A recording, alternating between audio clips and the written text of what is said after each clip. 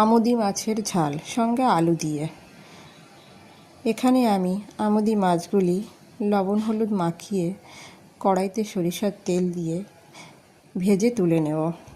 এখানে আমি বেটেছি আদা আর পেঁয়াজ, অর্ধেকটা পেঁয়াজ বেটেছি, অর্ধেকটা কোচানো নিয়েছি, আলু নিয়েছি, টমেটো নিয়েছি, আর ফ্রিজে তো লঙ্কা বাটাই থাকে।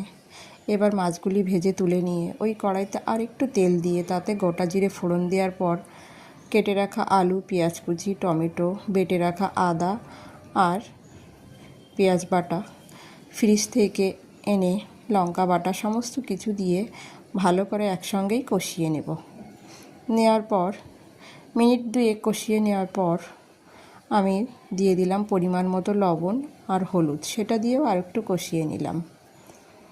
আর একটু কষিয়ে নিয়ে আমি এখানে পরিমাণ মতো জল দিলাম। আলুটাও সিদ্ধ হবে।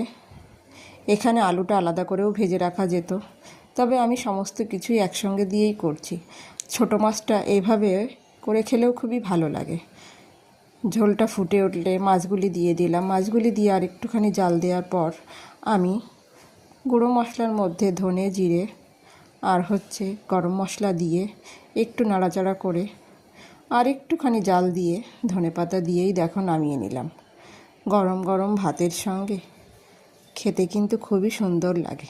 হলো না সহজ পদ্ধতির রান্না, কোনোটা আলাদা করে ভাজতে হলো না, শুধু মাছটা ছাড়া। এখানে মাছটা কাঁচাও দেওয়া যেতে পারে।